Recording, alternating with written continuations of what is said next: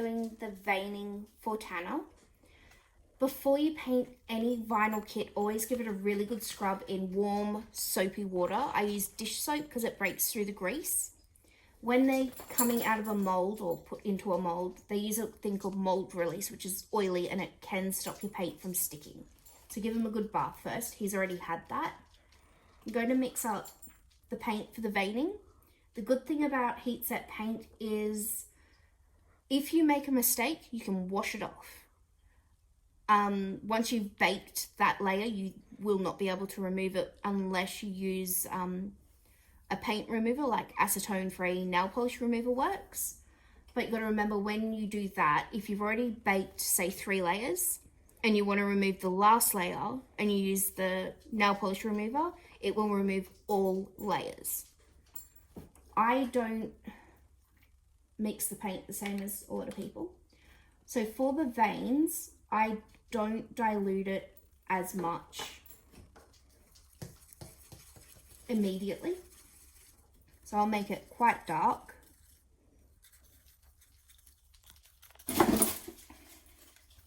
Ignore them.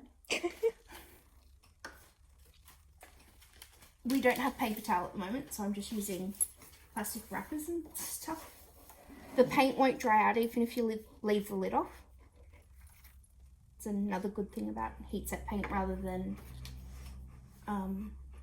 air dry.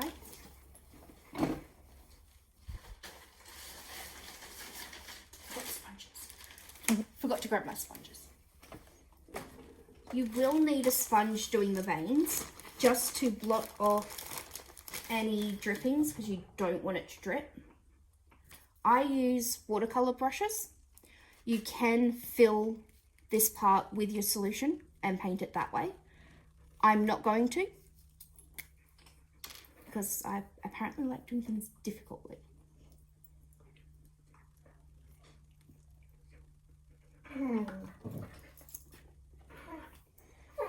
I usually do a few different layers, few different veins in different patches. So I'll start here. Just make it come out and around. You won't be able to really see it at first, because I'm just kind of doing a guide.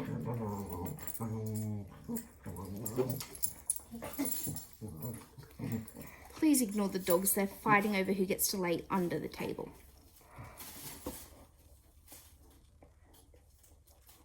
Do have to go over it a few times sometimes. Another way you can do the veins, which I wouldn't recommend if it's your first few dolls, I will keep the solution but put a bit of straight paint on my brush, wipe a little bit onto the sponge so that there's no excess, and then do the vein.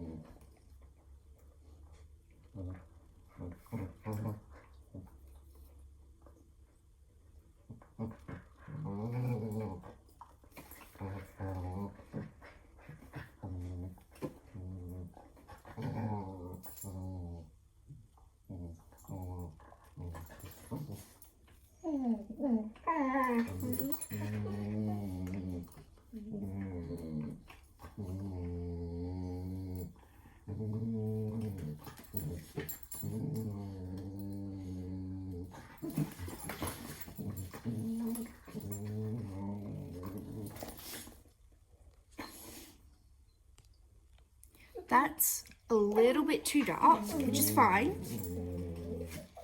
So I've got another container with just plain paint thinner.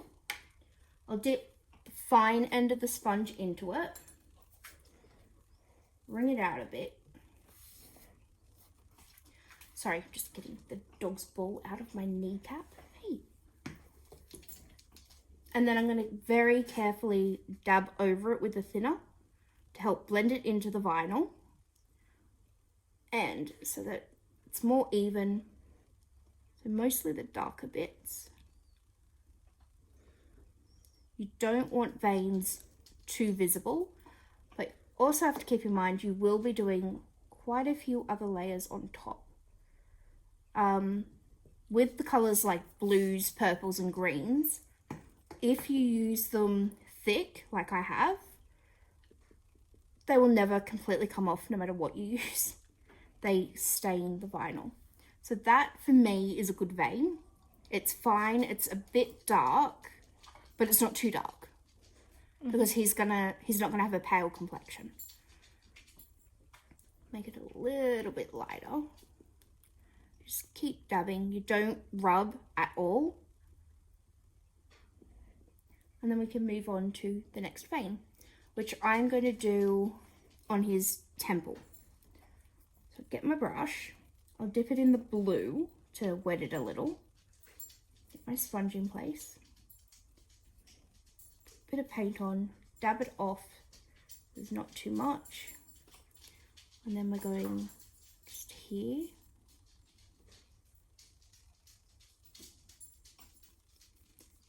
And here. I'm going to add an extra little fork in there. Probably get a little bit off the sponge there.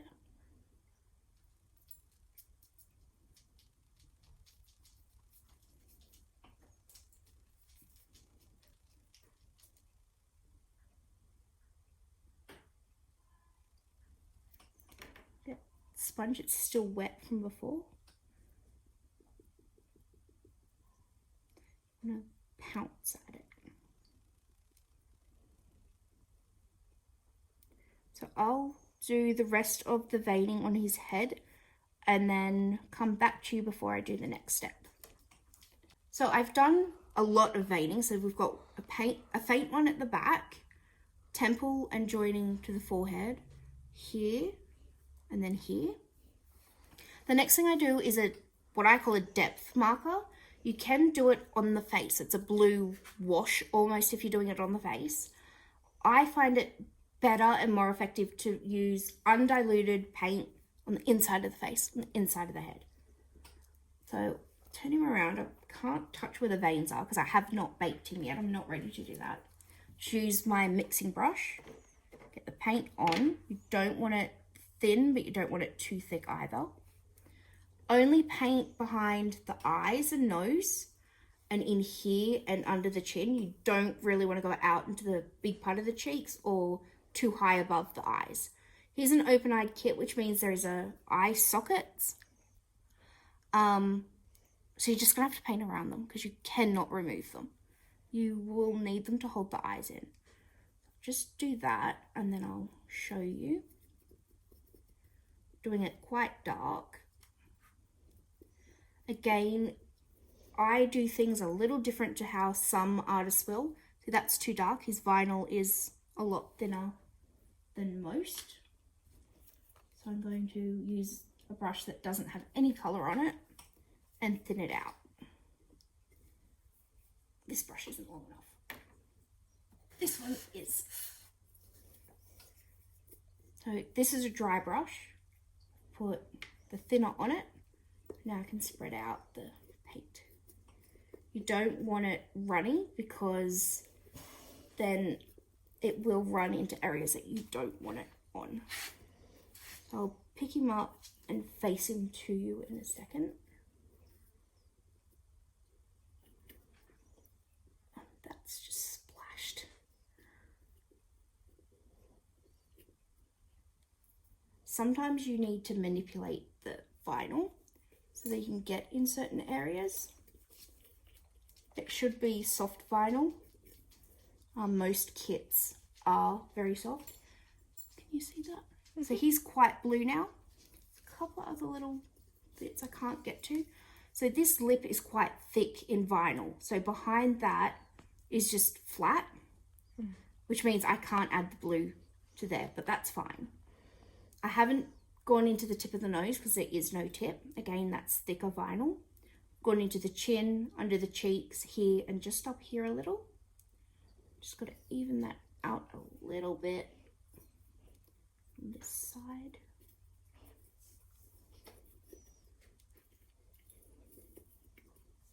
Like that.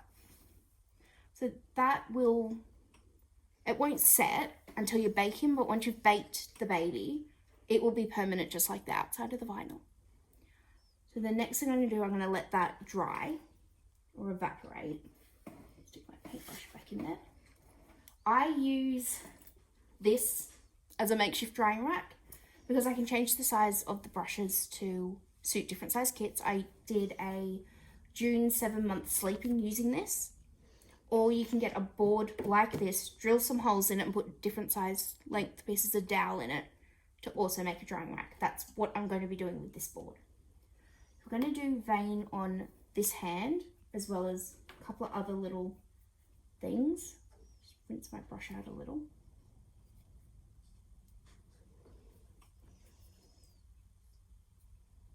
There's already quite a bit of colour on here, so I may be able to do it without dipping my brush. So I start just on the inside of the elbow, come down. Can't see that. Just there, come down. And just before you get to the wrist creases, I'll stop and leave a gap and do a fork and then join it up. When you're going over spots where there's creases, it can pull if your paint is too thin. Keep an eye out for that, because if you bake it with pulled paint, you cannot undo that. Once it's baked, it's there for good. Like that. And then another thing I do is I'll use the more diluted paint. You don't want too much on your smudge. And just in this little triangle, I'll do some blue. If you look at a baby's hands, they have a little pale blue patch in this triangle and in certain spots on their feet. Get my sponge and just dab away any excess so that we don't get pulled paint.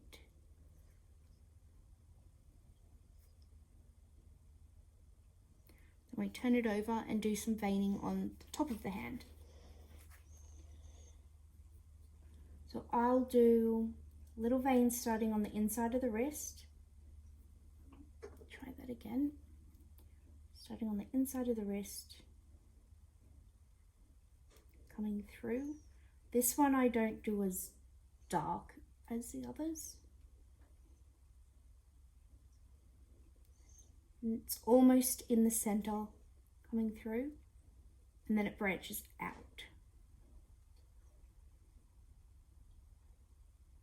Just like that. I'm going to make it a little bit darker. My voice has gone croaky.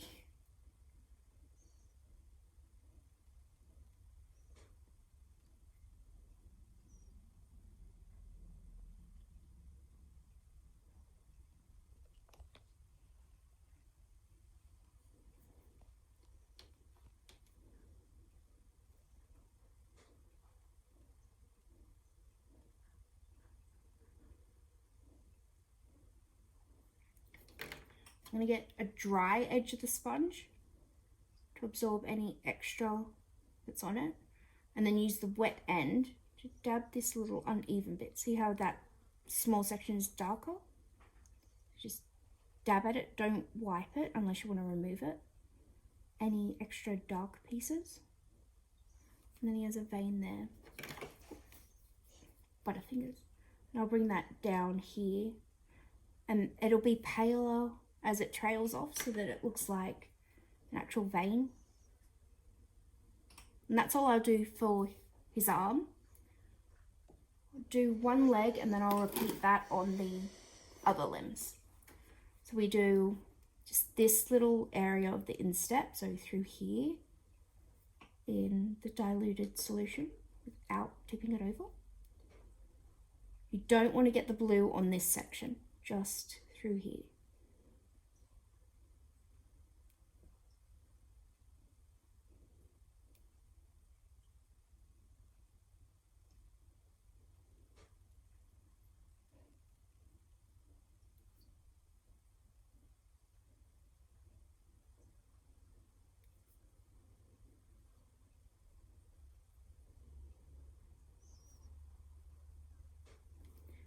See these creases here? I'll go up into them just a little bit, but not much.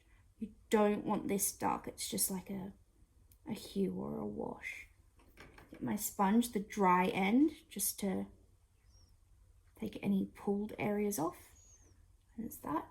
And then for the vein, do this exactly the same how I've done all the others. With veins, you just do them where you think they should go, or there is a chart you can get that has where baby veins are positioned.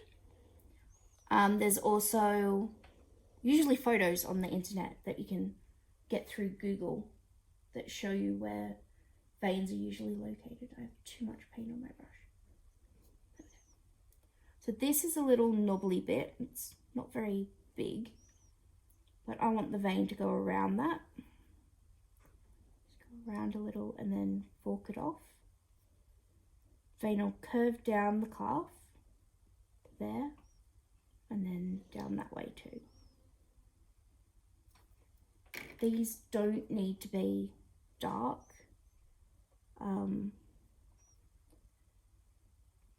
The darkness of the vein kind of depends on where the vein is going to be.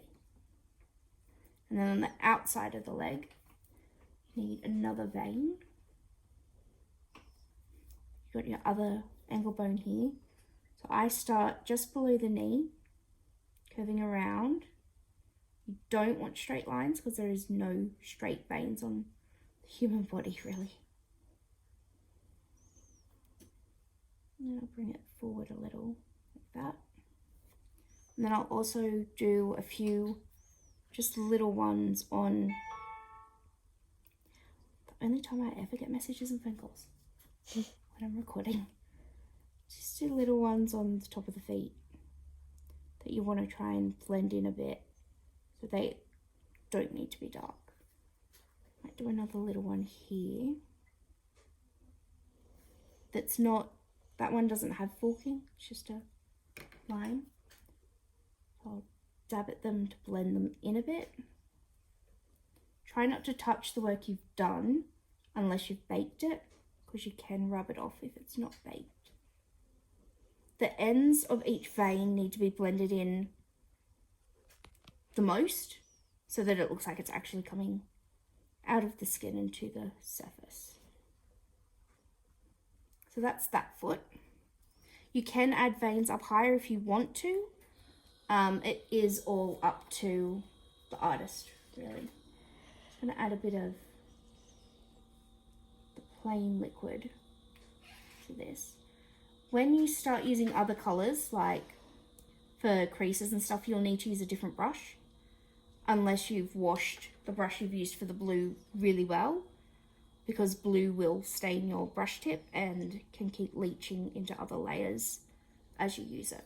So I'm going to do that on all the other limbs and then I'll come back to you.